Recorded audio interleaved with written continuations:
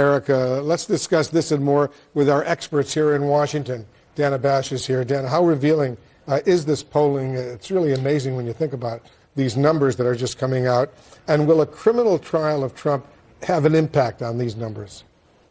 The way that things are going with regard to public opinion, the impact that it could have is not in the direction of truth and not in the direction of observing and approving of basic facts. And that is scary. I mean, I totally agree with what David and Aaron were saying. When I read those numbers this morning, I couldn't believe it, because it's one thing for the Republicans we have been watching, because they are the electorate is engaged in a debate over who should be their Republican presidential nominee. It's one thing for them to kind of put their team jersey on and say, I'm going to go with the guy who was in the White House, and he's telling us that this is all about us and him and all of the messaging that you hear from Donald Trump. It's another thing for the overall electorate. Nearly 6 in 10 Americans in this poll say that they do not necessarily believe that elections, effectively, I'm paraphrasing, are free and fair. You know, I think there's one more thing here that's a little scary, and this is in the Times Siena poll, which is that they interviewed, over 300 people who consider themselves really part of the loyal MAGA base. And they asked them, do you support Mr. Trump in spite of his flaws? Do you think he has flaws, but you're going to support him anyway? And the answer they got was they support him because they do not believe he has any flaws. That there was not one person, 0% of these 319 respondents who said, yeah, I think he's got a flaw or two, so but I'm willing to overlook it. So imagine if you're one of the other candidates and you're trying to say, okay, look at what's wrong with Donald Trump. You see what you have in front of you. It's kind of a tsunami of people saying, you know what? There isn't anything wrong with Donald Trump. He represents my grievances. And as Donald Trump himself says, I am your retribution. And when you think of him that way, if you're DeSantis, for example, or Chris Christie or anybody else, not only do you have to go right through Donald Trump, but you have to find a way to unite these people around something else. Mm-hmm. But the good news here, there is good news. The good news Tell me, Norm. The good news is 61% of Americans, when you bring in the Democrats and the independents, a supermajority, do admit that Biden won. When the Trump thesis has been tested electorally, it appeals to his base, but it's very alienating for others. You had Trump sponsored election-denying candidates, Arizona, Michigan, Wisconsin. They were wiped out in 2022, and we're about to have a trial. You're right. I think we're going to have a fast trial by Jack Smith.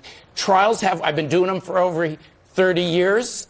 Trials have a way. This will be not the trial of the century, the trial of the millennium. They do have a way of crystallizing things. And if a jury of Trump's peers, of average Americans, says, hey, he's guilty, he did this, that is going to send a powerful message to that 61%. I'm usually an optimist. We all are. But I see the 60% that you're talking about, and I'm focused on the 40% who say no. Right. This election I think there's a possibility, right? I mean, of course, there's a possibility that people are going to change their minds. But this has gone on for a lot of years now. The cake is baked.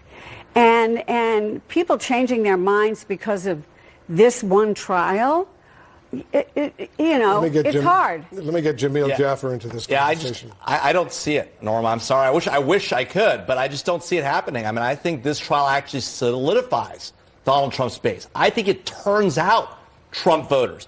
I think Biden voters are going to be tired and they've watched this thing for years. Biden himself is struggling. I think this trial benefits Donald Trump. I think all these charges, I think the more indictments, the more likely he is to be the Republican nominee, which is crazy, and the more likely he is to be reelected, also crazy. More likely to be the nominee, less likely to be reelected. We've had this thesis tested. Jamil, that's like what people said to President Biden when he went and gave the democracy speech before the 2022 midterms. Why are you talking about this? It wasn't a close call. It was a wipeout electorally. 61% is a big, you know this, and the political experts on this panel know this better than I do. 61% is a huge number in American politics. So It but becomes not a- when you're talking about something that is true and something that is not. It's something. It's definitely a red flag. But I do like your optimism. I But agree. so he was- 61%. It's only 61% believe that Biden was legitimately elected president of the United States. That's a pretty disturbing number, 61%. It's concerning, but when it comes to action, when it comes to the electoral output, when it comes to the risk that Trump is elected again, I think that's a large number. We've seen it work in 2022. This is feeding Trump's base. It's not helping him with the 61%. I totally agree with you. Biden will be short-term- very happy if he short-term- wins 61% of the electorate. I totally agree with you. Short term, very good for Donald Trump. Solidify the base. The question is, how solid a candidate is Joe Biden? That's the problem. That's And- exactly the problem. And What we is didn't- exactly the problem? that we don't know how solid a candidate Joe Biden is. We know he's not a solid candidate. Exactly. He is struggling. I mean, Within it is his own hard, party. It is hard to watch, right? Why is Joe Biden running for re-election? I mean, this is crazy. I mean, the idea that this is the best our country has to offer, Donald Trump and Joe Biden. I mean, the American public does not want to come out to vote for these folks, and that's why it's going to be all about turnout.